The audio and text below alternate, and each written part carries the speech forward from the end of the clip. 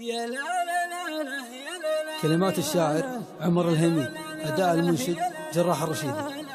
كل الشعر وحروف الألفية في وصفها يحتار كاتبها. مدي فناجلك وقهويني وعينك أبيها دايم بعيني، فنجال أشقر منك يكفيني، يكبر حظي يوم أشربها. يا زين نقش الكف بالحنة، كل البنات اليوم جرنه، سحيب كفك يا الغلاكنه، ساعة وتمشي في عقاربها. قالت أبي منك توصفني، قلت ابشري والوقت يسعفني، قالت لا يمكن جدي تعرفني، وقعدت أصدقها وأكذبها، واخدت لي في حسنها جولة، وأقول أنا بالبال معقولة، ودي أعرف الزين بيدوله،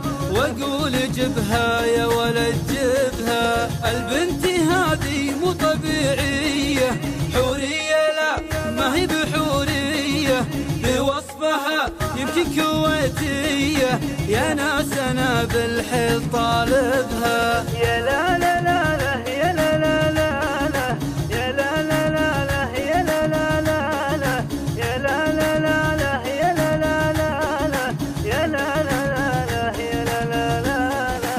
يمكن تراها راضية في نجد دار المعزة والوفا والمجد، معربة وادري عليها وجد، مثقفة والعلم متعبها، في ابوظبي يمكن الاقيها، دار زايد عايشة فيها، حسابنا والخير مرهيها، يا اخواني شمان عم نسبها، بنت مع العربان مملوحة، ان غلطت بقول مسموحة، يمكن عشان الصيت بالدوحة، دار التميمي من عجايبها، او بالمنامة درة البحرين، دار الشهامة والغلا والزين، اختاري وحده من حدث ثنتين، الجود واللطيف كاسبها، ورحت اتخير قلت وش جاني، بنت